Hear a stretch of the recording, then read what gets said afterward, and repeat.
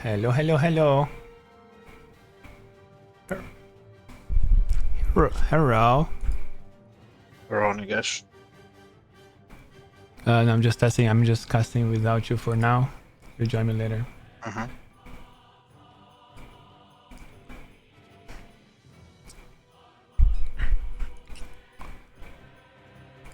Yeah, beat Lion's ass.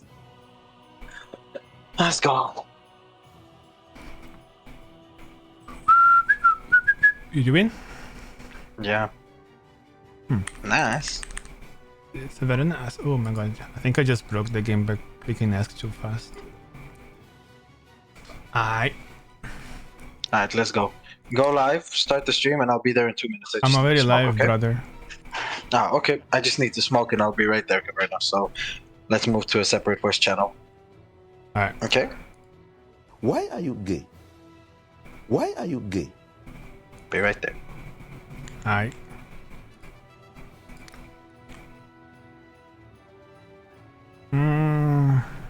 What do we get? The horsey man. Let me see if I already have their game. They must be playing right now. So let's put Swisha. Oh, regions.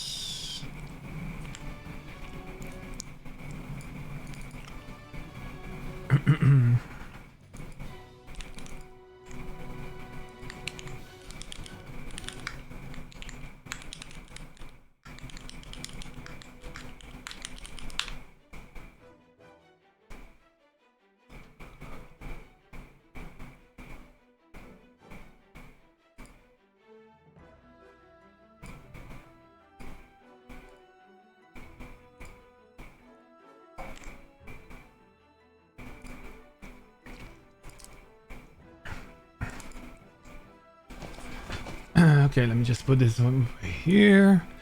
Okay, let's go. Let's cast this.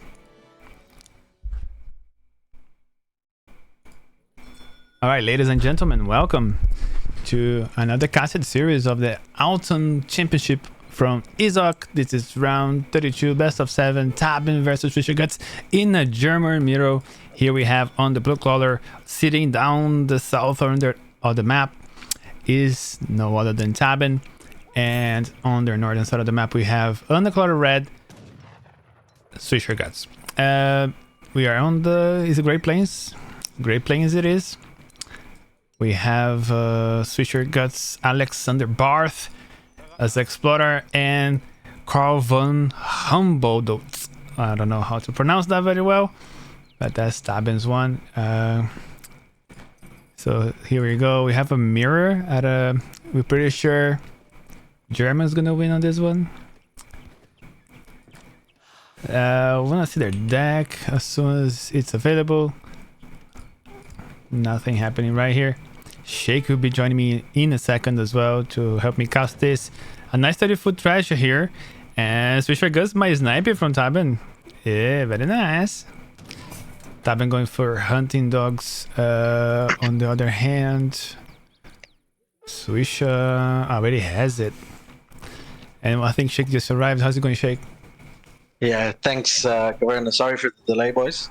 Just had to smack up Lion really quickly before the series started. Anyways, Nice we one. see a German mirror here. That's actually quite exciting for a first game on Great Plains. What do you think Germany on Great Plains? Is that a civ you would pick here, Caverna, if you were in this tournament? Not really. For me, if it was a damage of vanilla, if it was Great Plains, I would definitely play Ottomans. It's just how it was my favorite map back then. I was an Ottoman main, and we need a lot of food. I like to play Brits here as well because of the big bisons. I think that would be a great map to play Brits here.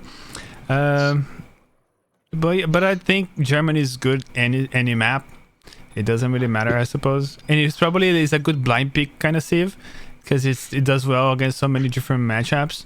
So like France, Germany, I think that's probably why.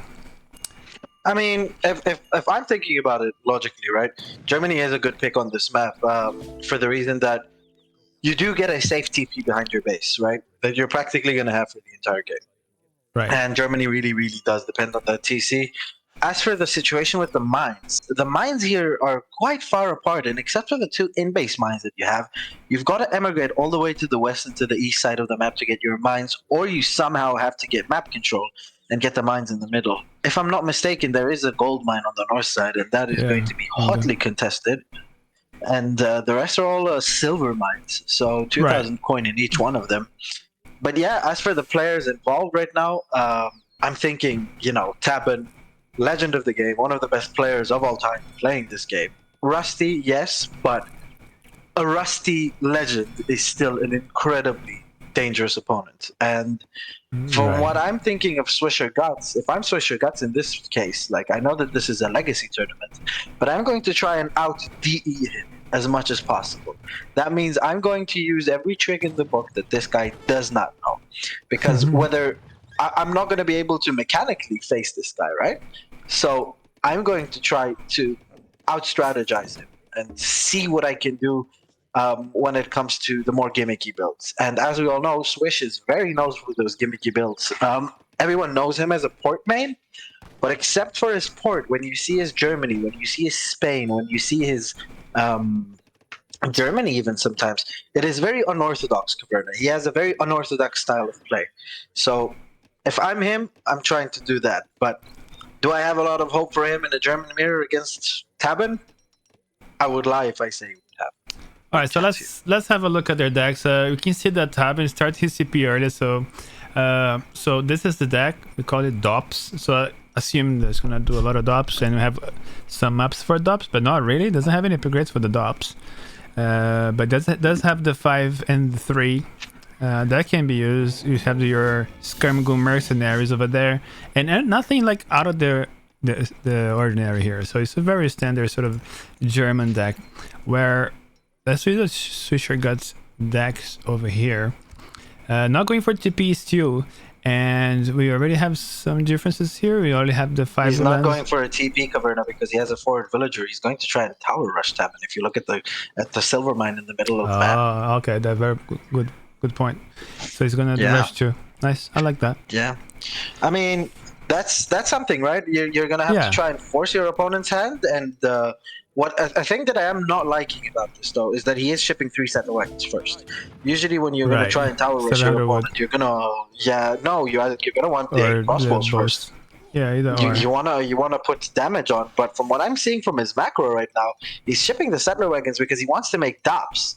Now, DOPS is a thing that you do have in the German mirror. German mirrors are heavily dependent on DOPS because of all of the Ulans involved, right? So you want to have that incredible anti-cav available to you. And there is a very big contention for this treasure in the middle. Tabin is going to get this. Tabin is going to get it. Wow, 320 XP going Tabin's way. Oh my god, Caverna, that is humongous in a German mirror. And look at this. He's already got the first 5 Ulan out from his Ulan semi, so he's gonna pick up that Explorer, and he's gonna pick up that other Ulan. So he's gonna take 2 Ulans and an Explorer for the price of 1 Ulan. But 3 DOPs come out from Swisher Guts, and they are going to repel them away. And we almost got the snare up with that 1 DOP that he had peeled off of the rest of his units. But this is what I'm not liking about this Caverna. If Swish is not going to try and force the issue, and within a minute from now he's going to ship 8 bows and make more DOPs and just go for the German base, I don't see a way for him to win this. Because if I'm Tabin, I'm going straight to Swisher Guts base, seeing that there's doppel soldiers, right? I'm going to try and raid as much as possible, keep him as occupied. And as we said, there is somewhat of a skill gap between the 2 players when it comes to both APM and micro. So you want to rely on those things if you're Tabin to be able to will your way to a victory, especially in the mirror.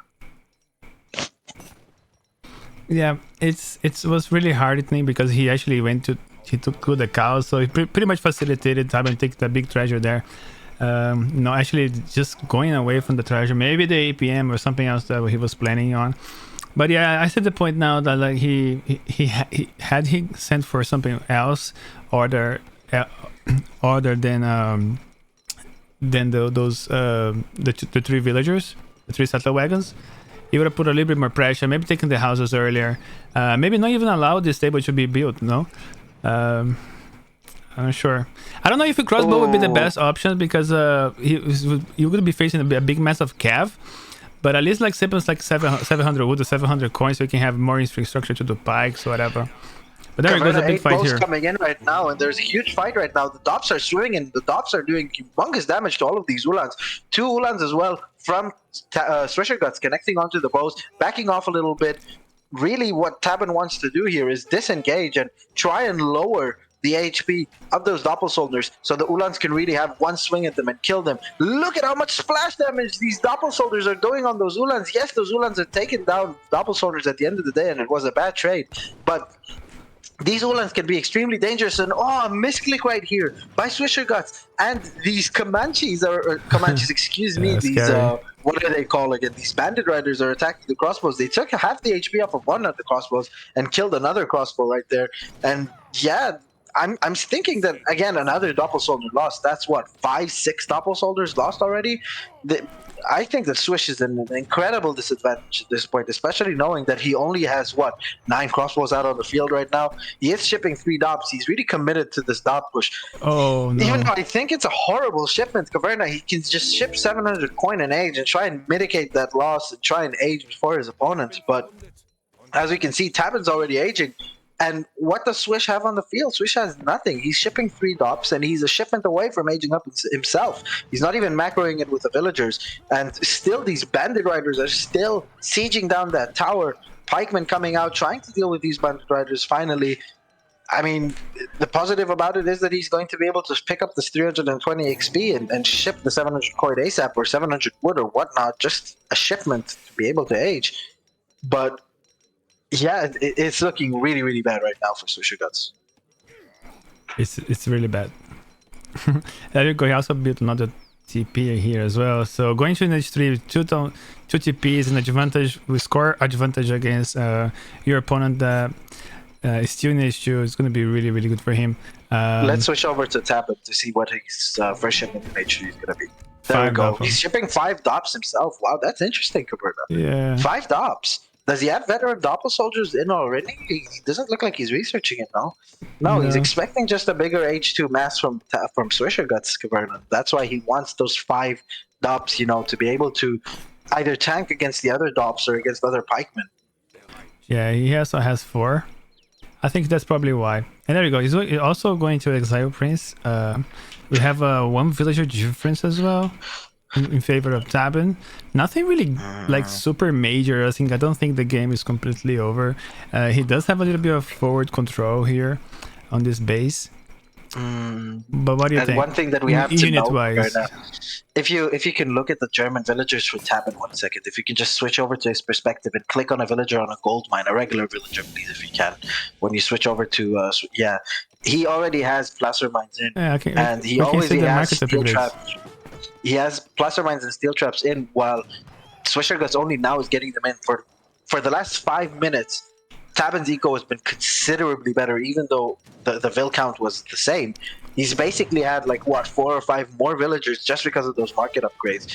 And the early aggression from Swish amounted to nothing, basically, because he hasn't been able to pressure his opponent and kill villagers. He hasn't been able to do any of that.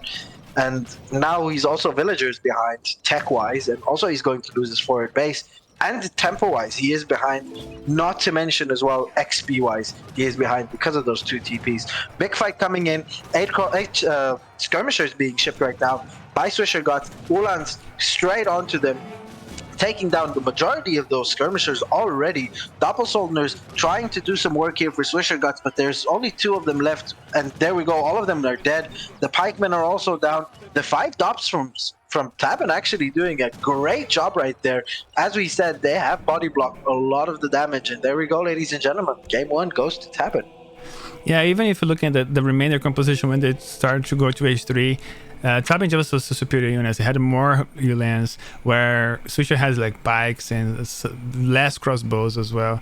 So overall, unit-wise, Tabin had a major advantage as well. But yeah, nice game. It was a good effort. Let me see. Villager count. It wasn't crazy far apart, but it was just. Let's see what the military here. It looks like Swisher lost. Tabin lost quite a lot. I mean, if you look at the military unit count, Dobbs are 2 pop, right? So population-wise, he would have more in H2. But as you can see with the count, like only 8 crossbows nullified. Even with the pop he had less units while trying to tower rush.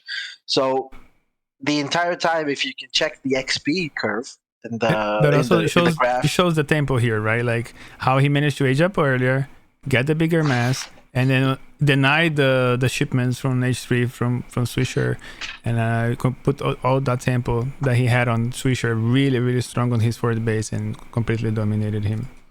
He was just able to steamroll him based on using the advantages of the Civ, which is its snowballing ability when it comes to military units, right? As we said, Eco, he was ahead. This is a mirror. This shouldn't be that far apart. It should be more neck and neck, right?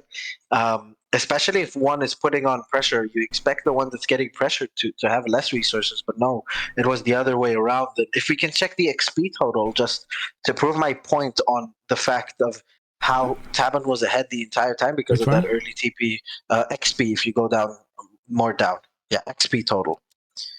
Look at the humongous difference in XP because of those extra TPs for Tabin. Yeah, and obviously that very big 320 XP in the beginning. He just took that and didn't look back. Beninging. In the beginning. There we go. Let me just go back to the home screen. Update this score. So we're gonna have Tabin 1. Keep on track as well with the players on Discord. I'm not gonna be doing that. I'm gonna be focusing on the game only. I don't know if they already started their next game. Let's have a look. So game 1 we had victory. All right, we already got the games for game 2. We got the civilizations. So Tabin is going to play China, and Swisher Guts is going to be playing Ottoman. Give me a second. You're gonna have to repeat that again for me. So Tabin is going to play China, and Swisher Guts is going to be playing Ottoman.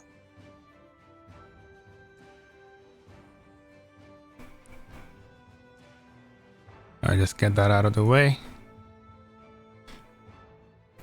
So what was that just came up? Was it the raid from Lionheart? Welcome everybody.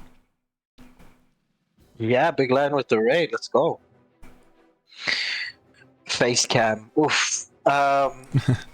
If I turn on my face cam here, like my face cam is horrendous, you will barely be able to see my face. I don't really have a cam. Let me just put on a t-shirt 1 second. Let's see if I can give you a link for your US face. Oh, if it's links and all that, all of that, it's leave it. I'm not gonna go through the hassle. Anyways, let's jump right into the game, shall we? It's pretty easy. You just give you a link. You click open camera, and you open your camera. Let's do that after this game then. All right. You ready? So we're on Tabin's perspective. Shake, take it away. There we go. Ladies and gentlemen, welcome to the second game of this round of 32 battle for the ESOC's Autumn Championships between Tabin on the south side of the map, Dakota, playing in the color blue as a Chinese, and his opponent on the north side of the map, a very promising up-and-coming player in the color red, playing as the Ottomans. We have Swisher Guts. Now, matchup-wise, as someone who plays Ottoman quite often, I've always liked this matchup for Ottoman, but rather earlier H3. I haven't really enjoyed this matchup the longer it goes in H3. From what I've heard from players that are better than me as well, they all like to say that this is quite okay for China. It's quite China favored the longer it goes. If you just manage to trade considerably well with the Falconet push, you basically overtake and you just, China steamroll auto, and they can't really manage to get the same mass as the Chinese. And I'm excited to see what's going to go on. Tabin's China is nothing to scoff at. It's one of his main civs. It's a civ that he plays incredibly well. And from what I've known from playing lobby games with Swish, Ottoman is a civ that he's basically picked up quite recently when it comes to, the Swisher Guts method of playing playing civs for a very long time and learning everything about them, right? So I would say this should be Tabin favored, basically just on the map, on the knowledge of the civs in the matchup. But as we can see, with the 10 spies in deck, 10 Maburs, Swisher Guts has a plan. I have no idea why you would have 10 spies in deck, but yeah. Because of the Manchu and the Iron Troops, so it's not bad.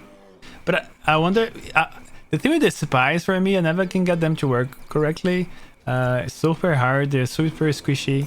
I guess, like Bronco said, never call anybody squishy, but do they actually up them in any way?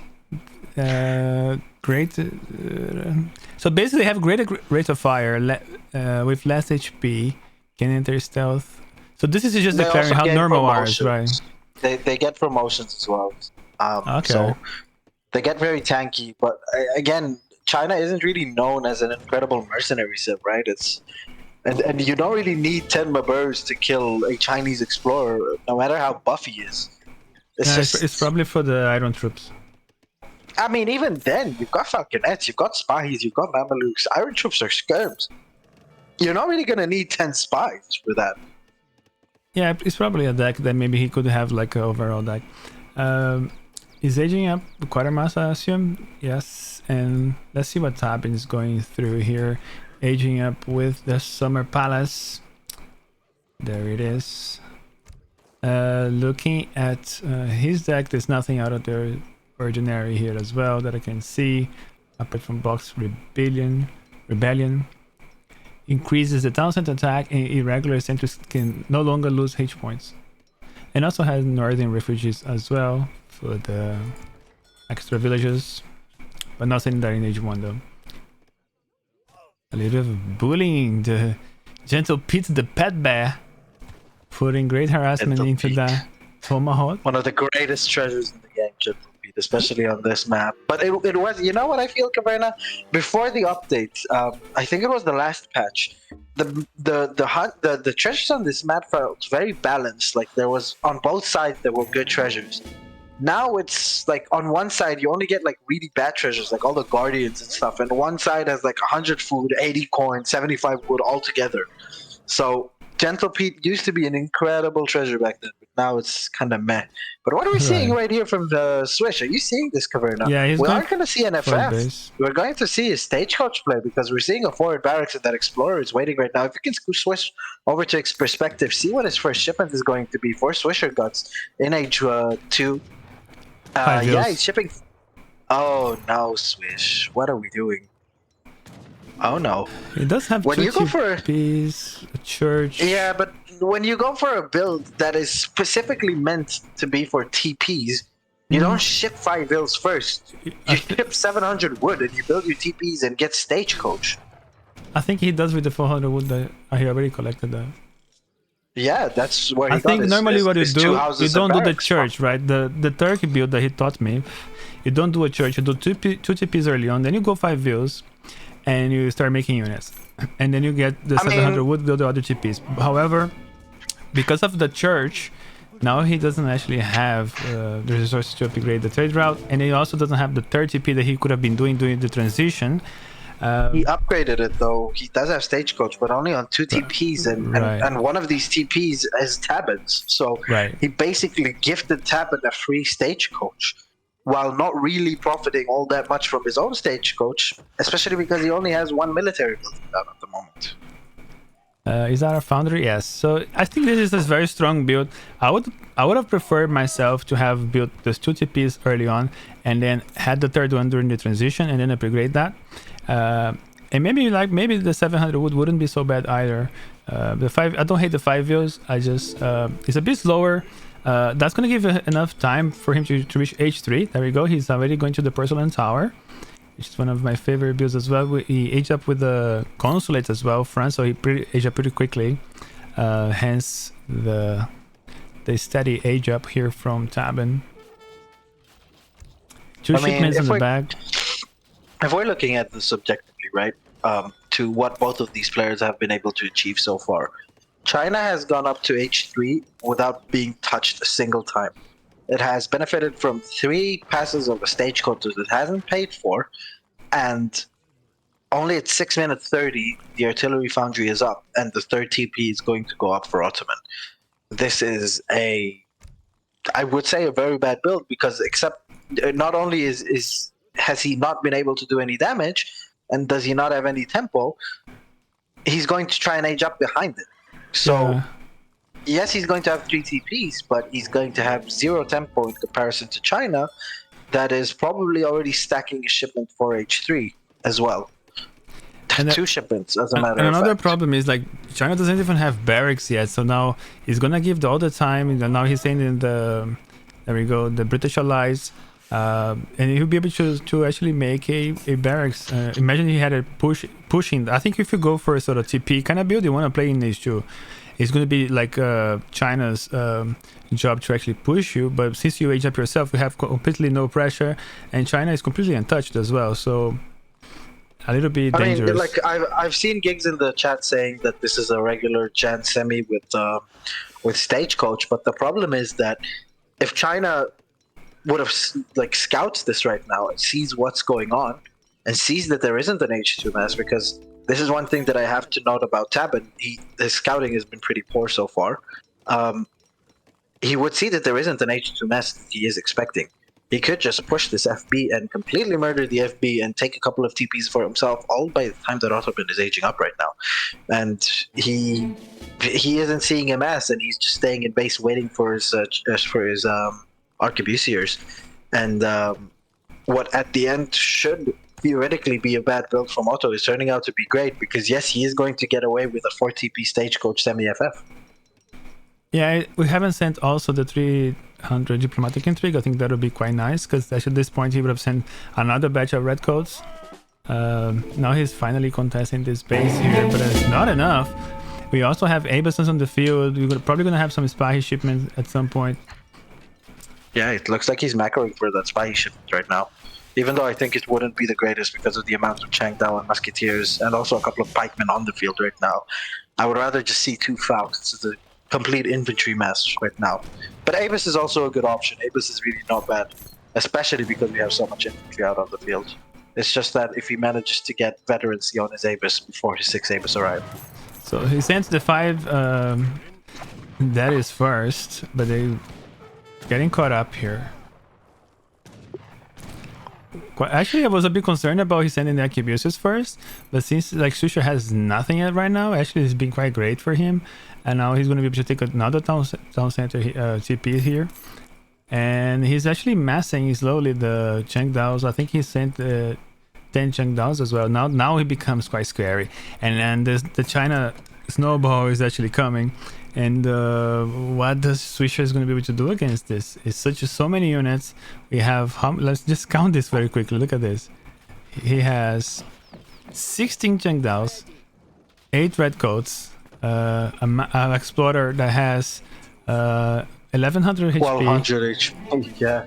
And 15 skirmishers. It's like arquebusiers, and then you're sending out 5 meteor hammers. It's just like so many units.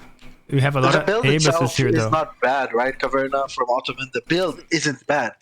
The Civ he's doing it against is bad, because, as I said in the beginning, Ottoman's real trump card in this game, and in this matchup particularly, is the fact that they get the 2 Falcons early and they can kind of overwhelm with the Jan Mass that can protect those 2 Falcons, right? But as I said before as well, the longer it goes on, especially with the Porcelain Tower for China, which is almost a factory in H3, right? 4 wood per second. That is the equivalent of 8 extra villagers that you add to the Chinese economy right now. So the ecos are kind of similar, even though the Swisher Gods has 2 TPs. 3 TPs now again. Yeah, 2 TPs, excuse me, which is also 8 villagers, and he has less villagers than what China has. China is even ahead economically right now, and just has a way bigger mass, and a mass that if they fight right now against H2 unupgraded Delhi, H2 unupgraded Jans, and H2 unupgraded Abus, he hasn't upgraded a single one of his units so far. Then China just completely smacks it, and the score is kind of reflective of it as well. So many Abuses. I don't know if that's good or bad yet. I haven't figured this out yet. I like the Delhis though. Oh, very interesting. Swish now going to go for the Kree CDB from the native, and Tabin is going to go for a Meteor Hammer raid right now. Meteor Hammers is one of the last cavalries you ever want to see touch your villagers, because these guys absolutely destroy villagers. They just melt them. But I wonder why they have 34 damage. It's pretty insane. Yeah, Compared they to a have Delhi, also have 30. ranged. I mean, they're kind of equal, because Delhi at the end of the day have more attack speed, right? Yeah. Exactly, and the Delhi are going to catch up to the Meteor Hammers, and they're actually going to catch all these Meteor Hammers. The Meteor Hammers haven't killed a single villager right now, and Tapin's kind of falling asleep at the wheel. He's going to lose 5 free Meteor Hammers right now, and not a single Delhi has been lost. The 2 Falconets are out, but simultaneously, smartly enough, he's seen that the entire Ottoman army has come back to defend his base from a 5 Meteor Hammer raid, and he's going to be able to take out that barracks before any upgrade comes in for the Janissaries. So if he manages to get out more cavalry caverna, more Meteor Hammers, more Iron Flails, all of these Abers are going to be absolutely toast, because they have nothing to defend themselves against except for those upgraded Delhi now, and there's not a lot of them. Then we go territory army upgrade coming through the territorial army combat, to be more precise. There's a lot Falconets of skirmishes, are in right man. now, but there's so many arquebusiers right now on the floor. Nice volley. Big shot from the Falcons, yeah, taking down 3. Abus taking another. Ooh, another big shot from the Falconets. Falconets are getting a lot of damage right now. More shots from the Falconets and the Abus. So far, these trades have gone really well for Swisher Guts. I'm liking what I'm seeing right now. TP, Tabin tried to weirdly build a TB in the middle of that fight. Look at this. And 10 Maburs are coming in. Let's see what these bad boys are going to be able to do. What is the logic behind this? He has no merc. I have no idea. And the Explorer is alive, but these, at the end of the day, it's 1200 HP. You've got 16 or 20 Abus. Like, these guys can deal with the Explorer no problem. You don't need 10 Maburs for that. 31 Chengdaos though. That's insane. 27 arquebuses. 3 more coming through. I mean, the thing with this kind of territorial army, once you get into this big mass of Chengdaos, it's insane. Yeah. Oh, village right there from China, trying to be built, going down to those Falconets and Delhis. What do we have here from Ottoman out on the field? Training upgrade. Yeah, we've got a couple of a lot of Abus out on the field. Now he's going to switch to Cav Archers, which, I don't know, Caverna, have you seen a single cavalry unit from China except for those 5 Meteor Hammers? China does not have cavalry. What I want to see right now from Swish is teching his Janissaries and getting Janissary upgrades and getting more of them, shipping 8 Janissary probably to be able to defend his mass. Manchu are going to come in, and maybe we're finally going to see the Maburs be useful. Maybe he was waiting the entire time just for that one Manchu shipment to be able to deal with these Maburs and really make them shine. But yeah, composition-wise, Swisher Guts is ahead on score. Swisher Guts, now his eco is going to start to kick in because of those CDBs. So he's, as I said, an unorthodox player. He's reversing the script on how this game usually goes, and he's got Kree CDBs, whereas Tabin doesn't, and he's got 3 TPs Stagecoach, whereas Tabin doesn't. So economically, he is ahead, although he is producing less and less units than China. China is making more units, and there we go. The Maburs are out on the field waiting for those spicy, meaty Manchus to come in just to be able to stab them with their little knives and kill all of them. So let's say that the total pop is 155 for Otto, 174 for China. We're also sending now more red coats. Forbidden Army produced, and also getting his upgrade for the village to more population. I think we're gonna have a big fight over here. Dabbing is closing in. I think the cav archers is kind of a good idea because especially because you have so many abases. And there we go. We have the engagement. The delis are on the Manchus, and the meteor hammers and flails are fighting the delis, and the Manchus are doing very good damage in behind. Where are the Mabers? The Mabers are needed, and they're nowhere to be seen. Have they already all gone down? And there we go. As I said, China's mass is just humongous right now. The later it is going, the less these Falcons are going to matter. Villagers punching down, killing one of the Falconets. Now only one Falconet remaining. The Changdao are all on top of these Abyss gunners. Arquebusier is doing a lot of damage from in behind. Manchu with their 1.5 arrow whiff. One meteor hammer and one iron flail alive as well. Villagers tanking all of these Abyss shots. Villagers don't really die to Abyss guns, and there we go. The entire mass from Swisher Guts has gone completely down the drain, and China has done it again. Yeah, I don't know how Swisher would. You would have to have a god micro to play with Abyss cav archers in Delhi against China is super scary. They didn't have enough Delhi. There was way too many Changdaos. This is over. There's no coming back from this. Yep, the China mass is just gonna get worse and worse, as you're saying. These spies are gonna be counting for absolutely nothing. We've seen a 5 Delhi shipment in H3, which, granted, with the economy that he had, he could have easily just shipped either 4 Mams or 4 Spahi earlier. And imagine an earlier fight with Spahi, Mams, and Falks. China would have been in a world of hurt and in much more trouble before.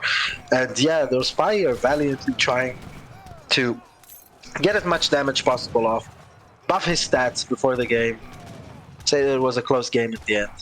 But alas, all the Spahis go down, and Tabin takes the second game. GG, well played. Yeah, unfortunately, I've missed what the Mabers did here.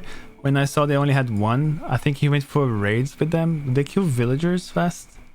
They don't. They have 5 hand attack.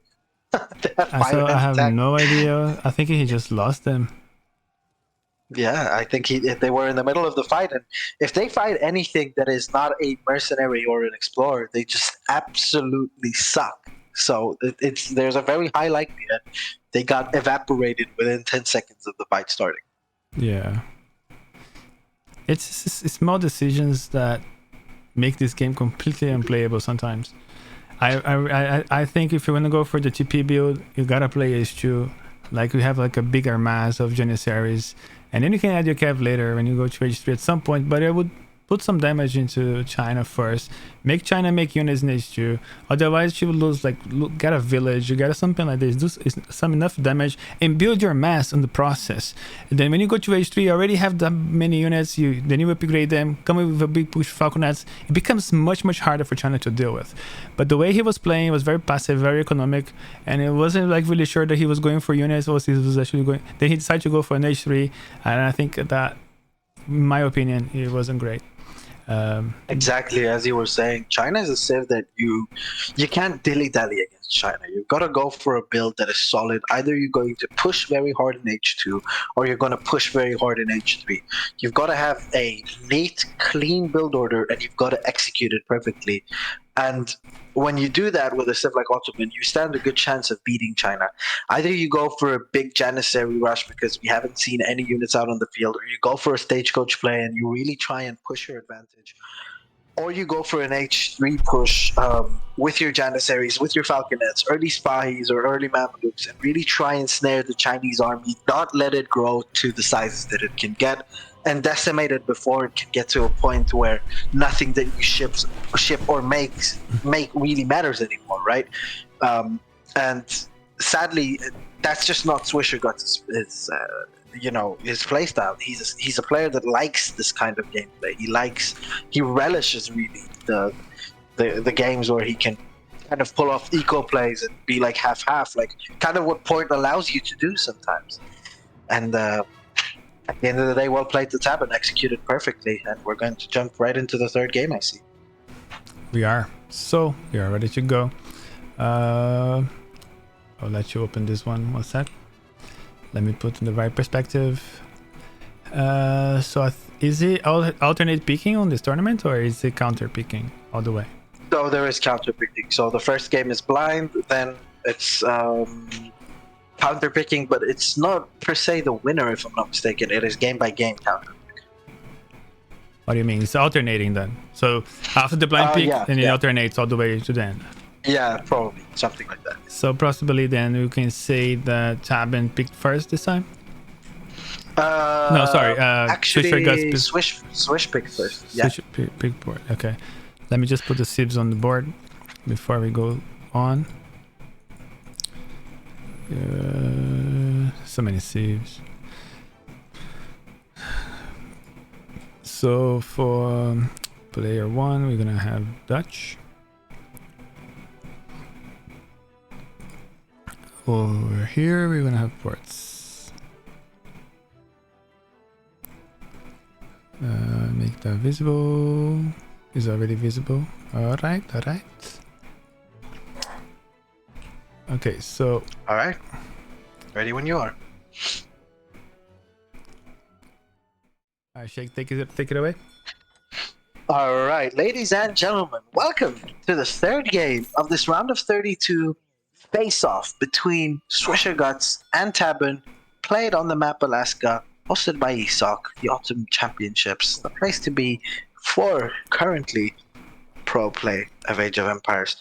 On the north side of the map, in the color blue, we have Taben playing as the Dutch, and on the south side of the map, his opponent, up and coming, hopefully future MIP, Swisher Guts, with his infamous, hated, downright disgusting Portuguese. This guy has received more hate than historic dictators just for the choice of his civilization right here. I know people that want him dead in real life because he likes to play with the Portuguese. It's an over-exaggeration, but this Civ is ridiculously good, and especially on a map like Alaska with all the water right now. And yes, I think this should be a very good game. We have Taben playing as, again, another Civ that he is very well versed in with Dutch, and we have Swish that, you know, basically he's a 2100 elo player with this port. He beats almost any player on any given day with this Civ if he gets a good matchup. So this should be a really close one. And I don't know if you've been blessed to watch any Swish water games with port. I can tell you, this guy booms harder than anyone you've ever seen boom in your life with this Civ on the water. Yeah, he also, that's nice. I want to see that. Hopefully he goes on water. We barely see ports doing water these days. And also, like, Swisher, it seems like he specializes in the Civ. Like, you barely see him play in the ladder. Like, he pretty much play ports. I like that he's diversifying. He needs to learn the different Civ, especially for tournaments. But this is his main squeeze. This is all he does, and I really I hope he takes a win from Taben here. And if he has a chance to take a win, it's probably going to be this game. However, we do have Dutch, and Dutch is kind of Civ as well that can put a lot of pressure, and it can actually be able to deal quite well with the Skirmagoon fights against the ports. Don't you think? That could be quite fair here, especially because I think that's Taben's counter pick here versus Swisher. So I think he knows he can do it. Let's look at their deck. So we have the 2 caravels, 3 fleets as well, and all of the frigates, improved warships as well. It's a very nice deck here to counter water for ports, because it won't be easy, because ports tends to have very strong warships. You know what I hate about this game, Caverna? If I can interrupt you there, buddy. The Dutch were known as one of the most powerful navies at the time of this, this game is situated. And there is not a single viable water build for Dutch. That is, and the same goes for the British. The British and the Dutch were 2 of the best water nations. British Navy was incredibly known, and the Dutch as well. And it's just sad their result to manor and bank booms, honestly. Yeah, if you see like the Dutch is like full of water everywhere, like they are really familiar with the water. Like there's streams everywhere when you go to. Yeah, exactly. And that makes sense. when you say that. There we go. You have a dock here from Swisher Guts. So that's the first boat. We also have rendering plant. We have being sent already schooner. So if you actually want to see water play from Swisher Guts, that's gonna happen. Look at this deck name, Corona. Well, that's good. Fisher Guts. I like that. That's funny. This is gonna be a good one. Now, what I know that Swish loves to do with port, he loves to send that TC forward and a villager forward, and he's going to want to take a dock really on the middle of the plateau, right? There are 5 whales, if you can see, and those whales later on in the game are going to be so crucial for a Civ that if he manages to win the water against Tabin, and he's gonna have access to 5 whales, that is 20 extra villagers on coin that he will be able to have more than his opponent on the long run. Whales, especially with the rendering plant. Let's see, does he have whaling oil in his deck? I would love to see some whaling oil in his deck. Yes. No, he has rendering plants. Yes, but no whaling oil. Sad port noises. Sad days. Sad days. He has a metal though. He also has an infinite battleship, which it could be quite crucial, like for the late game, if the game lingers on. Well, Tabin doesn't have any warships here, but he does have the 3 fleets, which I have never seen in action. The 3 fleets are an incredible shipment. They're probably better than 1 frigate. Is that the fleets the one that can train units? They can train units, and they don't die to building shots. So like towers and TCs don't have almost any effect on them, and they can siege down. Siege down the docks, right? They siege down everything almost. They're an incredible ship for the Dutch. So when you want to have ship on ship, you want to get a frigate, but if you want to fight the dock or the buildings, then you go for a fleet. That's nice. Exactly, and we're seeing a triple dock right now from Swisher Guts out on the field. This man is going extremely greedy. So 2 docks over there, and another dock. I'm not going to be surprised if we're going to see a 4th dock somewhere on the south side as well from Swisher Guts eventually, because this guy loves his dock booming. On the other end, Tabin is coming in with a couple of Azars. He wants to idle up Port's economy, but sadly for him, the villagers aren't really going to be the ones that are going to do all the gathering right here. So yes, he is going to manage to earlier on, prohibit some of the gathering from the crates, etc. But on the long run, this should not hurt ports really. We're seeing 700 coin being shipped right now for Swisher Guts. Surprised to see that there isn't any rendering plant yet. I would have liked to see rendering plant first and really go, more greedy on that water play, especially seeing as he's already on 38 villagers. He has 11 villages though. Everything else is on water, so 20 boats so far. He's got 20 boats already. And he's not stopping. He's making more and more and more and more boach. And so far, Tabin hasn't shipped any anti-water cards. These Huss, they've got a couple of idle time, yes, but now with the Minutemen call, the Huss have got to back out, and more fishing boats are coming out for Swisher Guts. And Tabin on the other end, shipping his 700 coin, not contesting water whatsoever. Misses the dock as well. He doesn't know that Swisher's on water. Yes. This is a huge mistake from Tabin. Tabin could have, tried and dent Swisher Guts' water eco by a bit, because if we're going to switch back to Swisher Guts is probably on 50 mils by now. Yeah, he's already on 47. We just said that he was on 37, and now he's already on 47 a minute later. So, he's also going to be aging up at the same time as Dutch, on top of having 50 villagers right now. That's insane. Yeah. Insane. And Dutch is only on 4 banks, so if we calculate it, if a bank is worth around 4 villagers, that's 16 villagers plus the 23 that he already has. So if we do quick maths over there, he's on 39 villagers. And 39. I'm not stupid, right? Yeah, that's 39. That is 11 villagers less than Port, and Port is going to get an additional TC now that he's going to age up, and he's not done making fishing boats yet. So the longer this game goes, the better it's going to get for Port. And as we can see, look at the score, Caverna. Port has already overtaken Dutch in score. Now it's kind of equaling. But Dutch is typically an overscoring Civ, and Port, especially when they go water, they do not overscore until they get a lot of their water out. And we can see that, one villager is going to go down for Swish. That's a bit sloppy. The Hazards finally got something worth out of them. But yeah, 50 villagers right now. Now he can focus on the villager economy itself from Triple TC.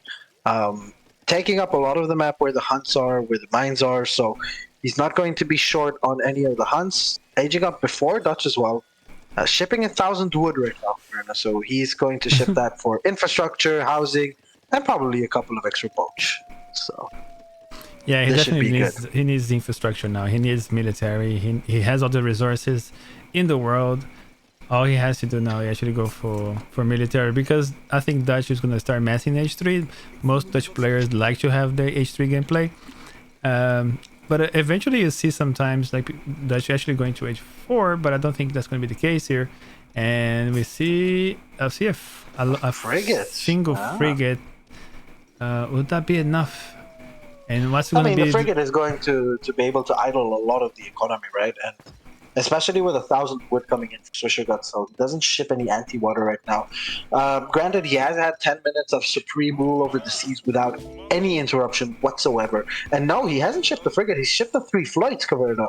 Oh. 3 flights are actually going to do a humongously good job here. They're going to be incredible because the TC fire and the dock fire are not going to damage them all too much. And look at how beautiful those flights look. Very nice. Absolutely amazing. The game, with all its bugs and all its stupidity and whatnot, it's an absolutely gorgeous game, and you can't tell me that any other Age of Empires game is better than this one. There's 2 boats down. That's the 3rd boat. And there's no reaction from him, like losing these boats for free. We also have a little bit of pressure here that Taben is actually making Swisher Guts do some mistakes. The Fruits has to make a move now, because I think at this point Swisher Guts must be thinking of doing something on water to defend his water gameplay. Oh, he is though right now. He's shipping skirms. I mean, I would have liked to see him try and macro to make a frigate and ship a frigate, because when you do that, even though when Dutch eventually ships a frigate, you're not going to be under any danger.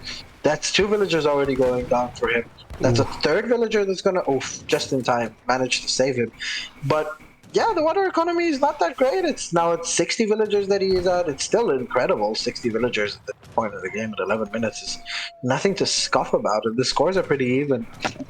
Which, as we said again, Dutch is quite an overscoring civ, so seeing that scores are even is quite nice. He has smartly decided to switch away from the H skirmisher shipments, and he's going to go for the 3 caravels, and the 3 caravels are going to beat the Floyds in battle. They're going to destroy these Floyds. Floyds are not good at ship-to-ship battle.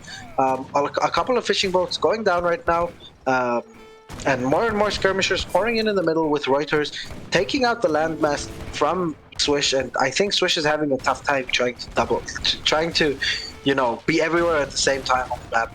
Taben, again, being the smart player that he is, he's using his advantages to his best capabilities. He knows he has incredible APM. He knows that his APM is much better than that of Sushuguts, and he's abusing it right now. He's making him fight on both land and water, and right now, Dutch is looking like it's pulling away in this game, getting more and more of a mess. Yeah, he's definitely taking land control here, and even though he lost water, I think he did enough damage to Swisher's economy here. You can see that he has only 10 boats now.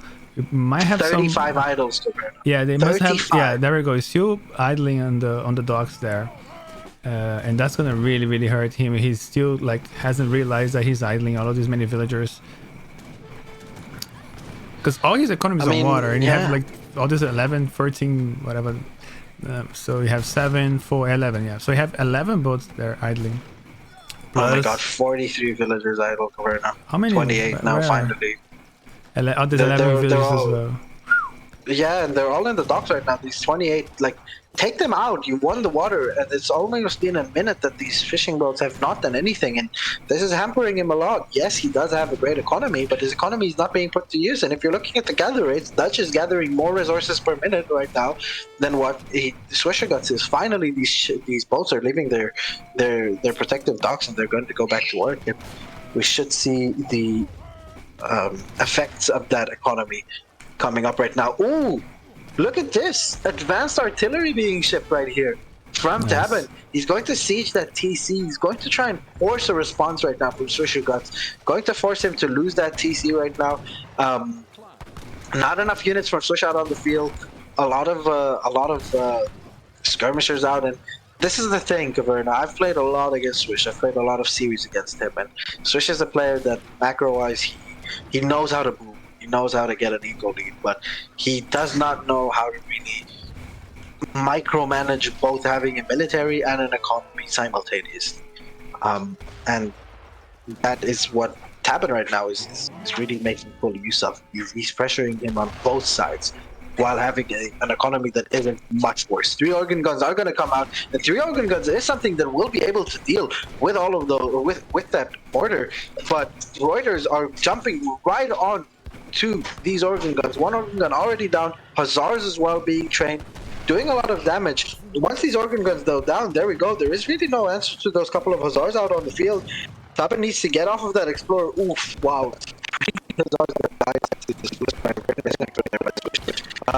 Yeah, there's not really much that Switch could have done if Tabin just cycled that a little bit better. But honestly, Switch was holding quite well.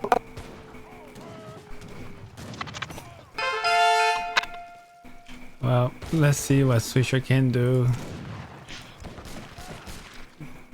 Oh, is my sound excuse me. Is it better right now? What's the problem? Apparently my voice was very roboty. Robotic? Oh, yeah, there we go. Sorry for that voice. Jumping back into the game, I don't know if you've noticed this, Caverna, but I don't think Swisher has trained a villager for the last 3 minutes. He's had his incredible economy, but nothing really has managed to jump on top of it. And for the majority of the game, half his economy has been idled. We are seeing a Dragoon shipment and more Dragoons being made. Hussar's out on the field for Dutch. Vet Hussar gonna come in. And probably Cav Combat going to follow it up because he knows that there's going to be a big fight coming up.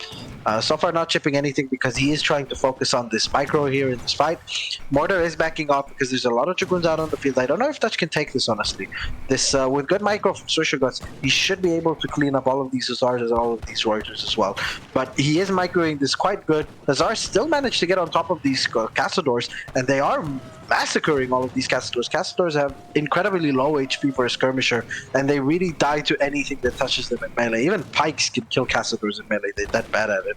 And Tabin is just microing this really, really well, killing almost all of the skirmishers that Tabin initially had out on the field, and almost all of the Dragoons as well. And yeah, again, Swisher Guts is forced to retreat, and most of Swisher Guts' score is in an economy that's not really paying off because Caverna, me and you both know that if you have 73 villagers, 2 production buildings is not enough to satisfy the production that you're having currently.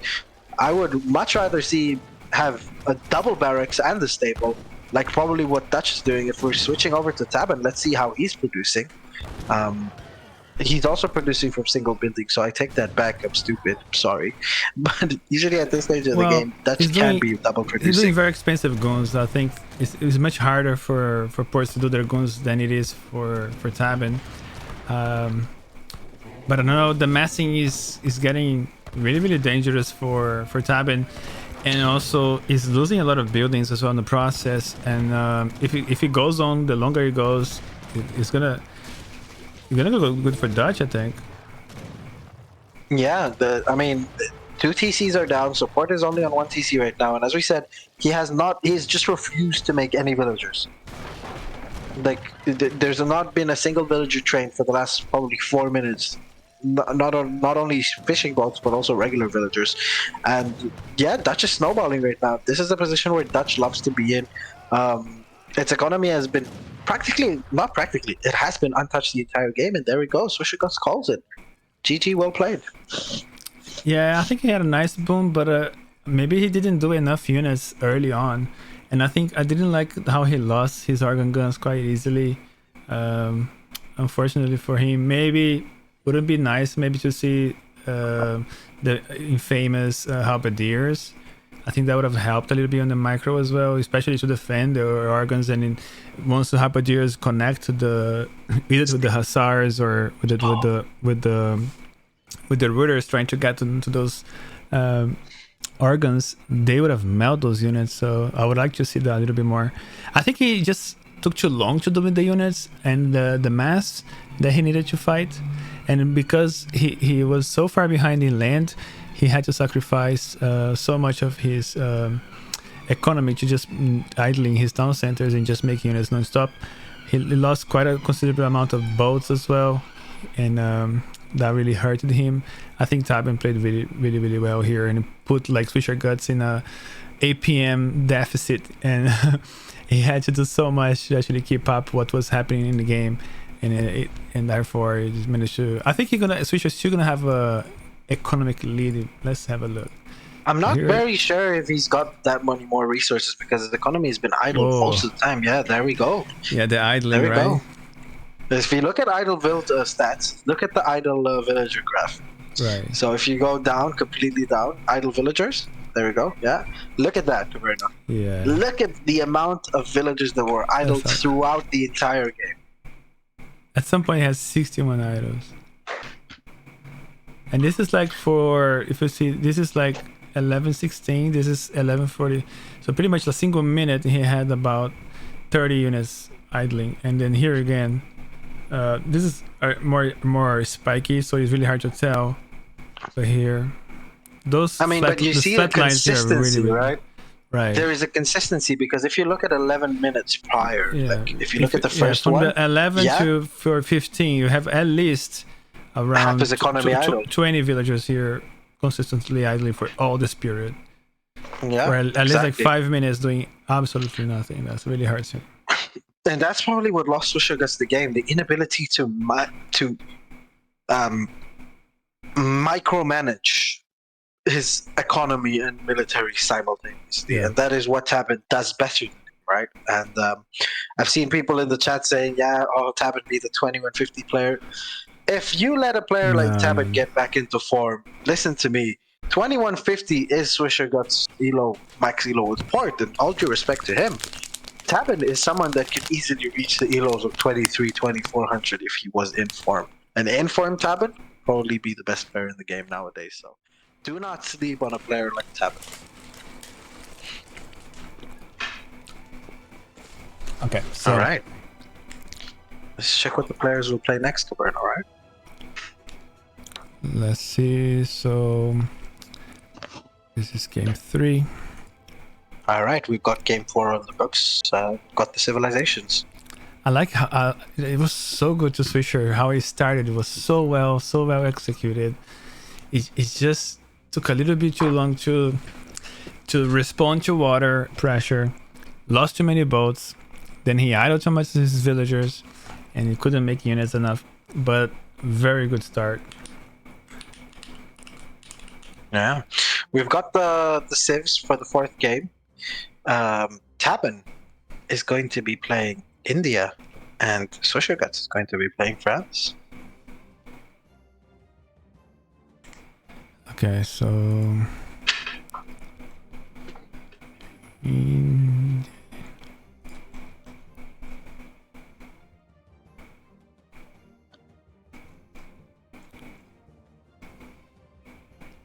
India, France.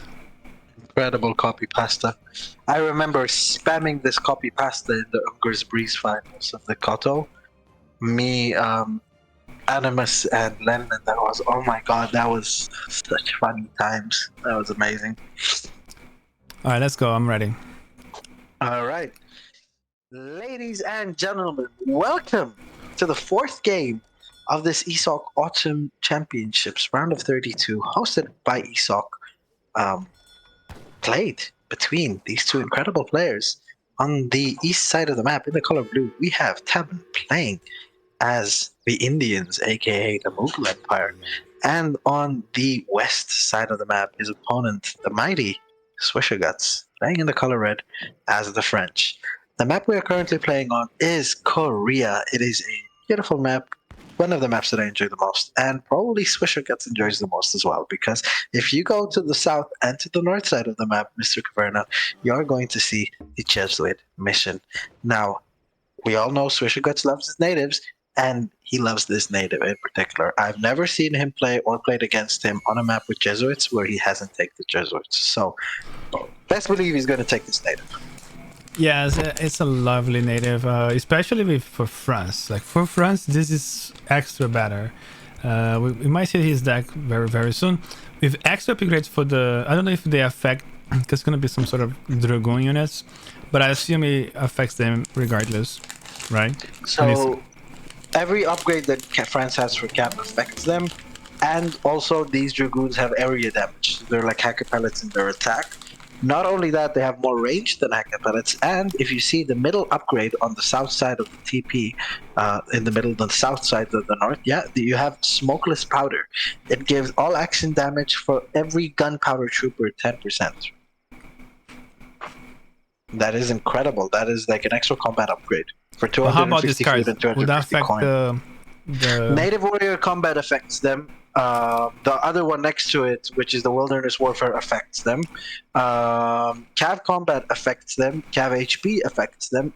Every Cav upgrade affects them.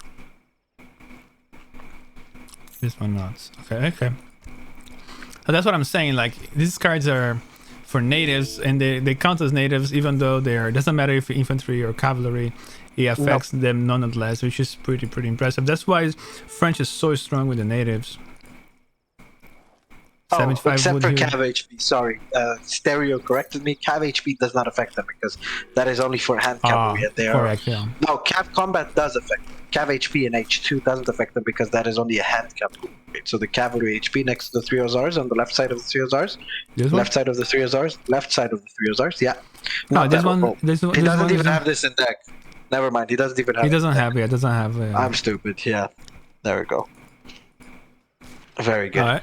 All right. What's We the are one that seeing he's aging up with? a forward aggro fort from Aggro India fort, right now. I Yeah. mean, I don't play India against France. I think it is one of the most one-sided matchups. I think that France just does amazing against India. Like whenever I play France, I'm very happy to see India because you could just basically do a musketeer semi into falconets and cuirassiers, and there is not really much India can do about it. You can even transition into pure cuirassier skirm later on. You're just gonna have a way bigger and better mass, and by the time he manages to age up, if he survives the entire ordeal of the 2 falconets and early pressure, he's not gonna have really enough mass to deal with your humongous number of skirmishers and cuirassiers. And because my dragoon micro sucks, I just add halberdiers against any potential elephants, and yeah. But then again, So I Taban, think India Swisher is one of also his counter main pick tips. on this one though. Yeah, he did. There He we did go. counter pick. He's going for that beautiful trade post. I want to see what he has sent so far. He has no hunting dogs just yet. Yeah, Just- shipped this just for started. for CDB. He did a 1210, so this is a standard 1210 build for him Right. right now. Yeah. solid. And he doesn't need to put down any military building, so he's gonna have enough for steel traps and plaster mines because he's just going to be making the Jesuits. Now he is researching Christian schools, which increases it decreases the build training time for villagers, so his villagers train quicker. Oh, with is that that what tech. it is? Yeah. So CDBs are already 1.25 villagers, and with this tech, right? 15%. With this tech, France basically trains 1.5 villagers at the same rate as other civs train 1 villager. So they basically get the Russia civ bonus, which is training 1.5 villagers by the time your opponent trades 1. Now look at the area of effect on these Dragoons, Caverna. Look at Yeah. how much damage they're going to do on these Sepoys. These Sepoys can't stand and fight against these Dragoons because they've got incredible HP as well, on top of having very good attack. They're a really high HP unit for a Dragoon in H2. They have 18 attack with a range damage. They have 7.25 speed, 12 range, so they have the same range as a regular as a musketeer and a regular Dragoon before any upgrades. And he can just keep spamming on these boys, and the Sepoys are not going to be able to take them down once they are in equal mass because of the area of effect. Now, Sepoys do cost way less than them, so obviously not very efficient to trade with them, but these guys are also very good at raiding because of the area of effect. No, that's a big mess. Here's a big puppy. He's gonna clean up those sepoys if he's not. I think Taban has to back out here. I But he's mean, actually taking a fight. he is, even though it's not on spread mode, he's taking it cost effectively. France right now on 20 villagers. If we're looking at India kind of going for the 12 Sepoy build for some reason. On 24 villagers right now, he's probably going to ship 700 wood right now, or he's going to ship export. Actually, Caverna, This is Wow. this is the right build from Tabin here because his opponent is spamming native goons. So what are you gonna do? You're gonna musk rush him. And what is he gonna do as a response to this? He doesn't really have any answers to musketeers right now on the field, right? And as we said, Tabin is going to use his better APM to just keep Swisherguts pinned down in one area of the map, and he's going to not let these Dragoons do what they do best, that is run around the map, raid villagers, and do all of their area effect shenanigans. And he's microing this very, very well. A couple of Sepoys there in melee. These guys don't have melee resist, they have range resist, so a Sepoy swing really, really hurts these guys. And yeah, so many resources have been lost right now on Swisherguts' side, making this unit, and they haven't really got anything from it. And 8 crossbows has been shipped right now for France as a countermeasure to this. He doesn't want this native TP to go down because basically his entire strategy revolves around this, right? If the native TP goes down, then the strat is dead, and might as well just call the game, and there we go. Native TP is down, 8 crossbows are on the field. These explorers have been incredibly annoying to deal with as well, by the way. A lot of these Dragoons are low HP right now. We have seen the export come in, so we are seeing the British Musketeers right now on the field, and we're going to see Sowers, and there's not enough anti-cav right here to defend against these Sowers. Once the Sowers come in and they connect with the crossbows, they're going to absolutely decimate everything that's in front of them. Swisherguts on the other end taking the northern TP because he knows that that the Sepoys are on the south side, they are on the prowl, trying to take down everything that is coming in. And Swisherguts is shipping these 700 coin crates right now, looking to go for an age up. Dude, What do you think of her now? This 2 Explorer was the MVP of the game so far, not gonna lie. Definitely. Let's see what Saban is up to as well. The 4 swords are connecting now with the crossbows. Look at this mass. You're gonna be able to focus on the goons, and the sword is gonna be able to take this mass. Minutemen being called by France, so forcing the swords to retreat. And you're just spamming musketeers here, and it's just a there's bigger no mass. answer to these musketeers, is there, Caverna? Right, that Like, is he's gonna right age now. up right now, but he's aging up. He doesn't have a shipment, and he doesn't have anything to kill all of these musketeers. All India has to do is ship another military shipment and keep on sending units to France's base. He just needs to sit under this TC. Tabin knows that the 8 crossbows have come in. He knows that there isn't any other shipment coming in right now. He sees that there aren't any other military buildings right now on the floor for France. Just go in for the kill. Go for the TC. And also now you're starting to see some Gurkha. He's going for the market, which could be a good thing. It's a very important building for France.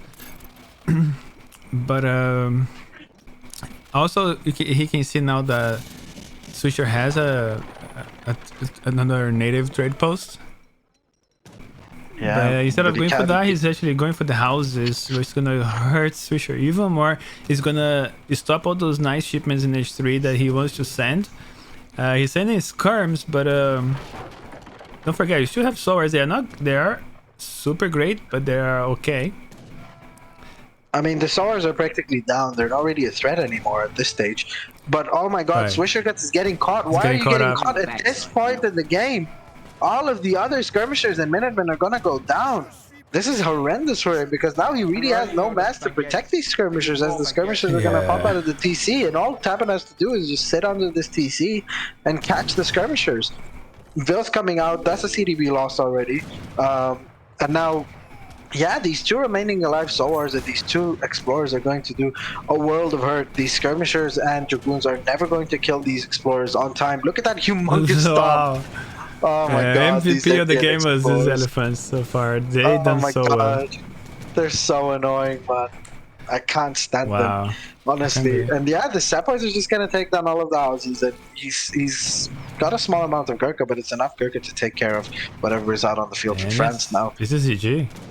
Yeah, I mean, the game is over. he couldn't deal with the elephants very well, and I wish he should have sent like 700 wood and actually getting this native trade post a little bit earlier, because he could have, if he wants to go for conquistadors, you just gotta make many of them, and losing that trade post was really hurted him. He didn't send the 8 crossbows faster enough. fast enough so not to lose that trade post, and then it becomes a snowball here for India, because India also gets a free villagers every shipment, and the longer it goes, especially if India is doing well, it becomes unstoppable, because the civ just scales, it scales and scales.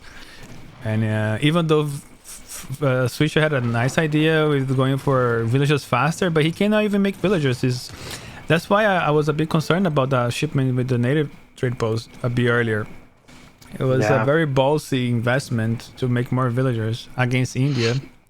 Yeah, 3 cursors are going to come in here, but against full Sepoy and Redcoats, I don't think these big boys are going to achieve much, even though it's one of my favorite units. It's just 37 villages for India. He's going to be aging up as well himself, all the while just completely destroying the French base. No houses left for the French base.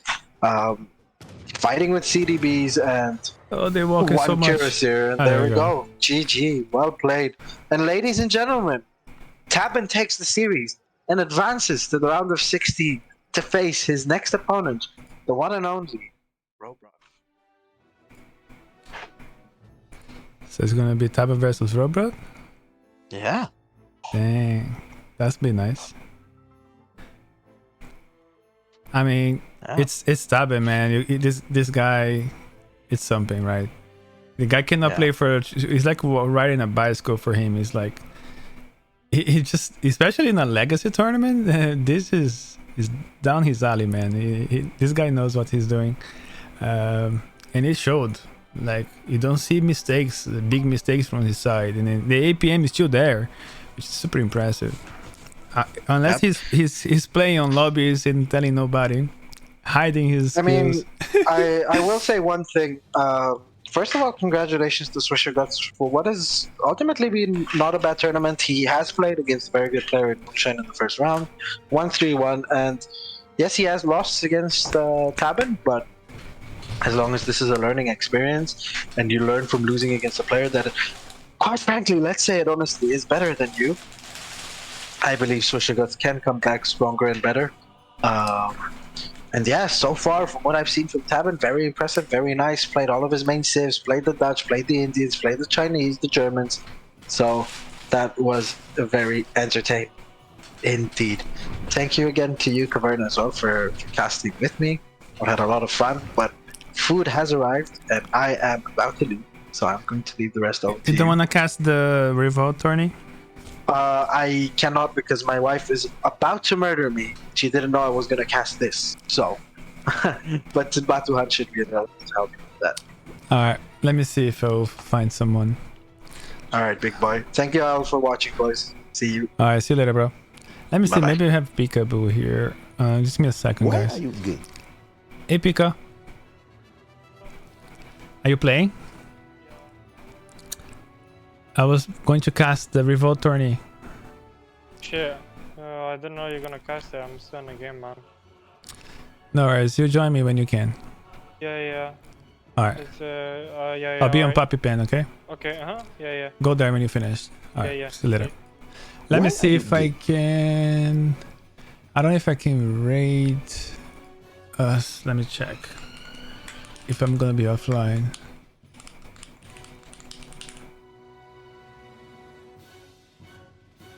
Can I do that? Oh, I can. So I'm gonna raid free food parties, and I'll see you guys there. You're gonna have Lionheart now playing on the Revolt tourney, so I'll catch you guys there.